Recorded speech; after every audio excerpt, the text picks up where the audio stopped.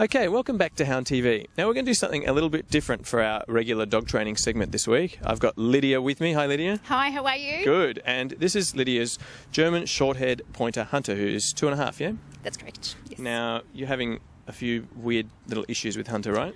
Yes, just a small one. Generally, it's at the park. We find that when Hunter's on the lead, he can become quite aggressive towards other dogs, regardless of their size. But generally off lead, he can be quite sociable. But it's just whilst on lead, not sure of himself. Yeah. Okay. Well, why don't we get our dog trainer Sydney Aarons and Hunter together and see what we can do? Let's do that. Okay. All right, thanks, Steve. And that makes a really good point about what I want to talk about this week. Is about dog aggression and the misconceptions behind dog aggression. What you see a lot, and what I see nearly every day training dogs, is a dog on the end of a lead becoming very, very frustrated because it wants to be social with another dog, yet it can't be, and that frustration will build and turn to aggression. And it's really important to pay attention to your own dog's body languages as far as what head the position's in, whether it's lowered or raised, the same with the tail, and what actually position the legs can be. And you see a dog going up to another dog, that the legs can be fully spread backwards. It means the dog's already halfway out of there. All right? Where if you see a dog that's quite confident and relaxed. So what we're going to do now, we've got Wilma over here. She's a 6-year-old Labrador. And we're going to use Hunter here. He's got a few issues with dog aggression. So we're just going to go over here. We're young Wilma here. Wilma's a lovely, sociable dog. And what you want to do is just pay attention and be relaxed about this. Okay? And you're going to look for body language here. Okay? Wilma's letting Hunter check her out. Okay, and it's normal for a female to put her bottom down like that. Okay, and what she's doing is she's exposing her whole side. You can see Wilma's nice, quiet and relaxed, okay? And Hunter's just moved away now. Okay, so Hunter, come bud. Good boy, good boy. So I'll actually encourage Hunter to come over again to Wilma. Good boy, okay, and talk to him the whole time. Good boy, mate. Okay, the tail's starting to wag. You can see the head's still a little bit lowered. He's still a bit concerned. Okay, Wilma's just fine. No problems there. She's wagging her tail. She's not concerned. She's exposing the side of her body, which is great. Normally dogs that are really concerned won't expose the side of the body just like this, but Wilma is. She's quite happy to let Hunter check her out. And with a short session like that one, especially if you've got a dog that can be a little bit aggressive or fearful aggressive, we call it, let's call him away. Hunter, come on, buddy. Good boy. Okay, again, using food, things like that. Hunter, come buddy. Good boy, okay. And that reward was just a little bit too late, but that's fine. Okay, so we'll just try it one more time. Hunter, come buddy. Good boy. Here you go.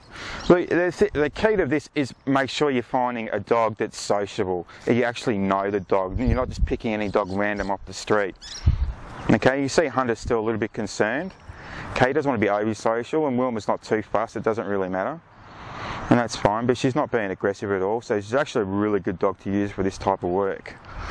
And the whole time I'm keeping an eye on Hunter, I'm actually looking at the camera, and I've got a loose lead. Okay, if you walk up to another dog with a tight lead, you're sending a message straight down the lead that something's wrong already. Hunter, come buddy. Good boy. Good boy. Okay, and one more time, just quickly. If your dog's got a really severe aggression issue, I highly recommend you actually do get a dog trainer to work with this with.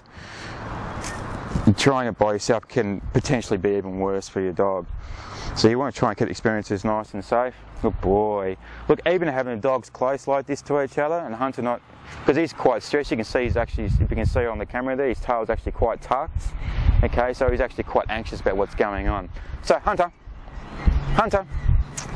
come on, good boy, okay, good boy. And what you can do here is feed both dogs. Okay, they're actually nose to nose of each other. All their real attention is being taken away from what's actually really going on.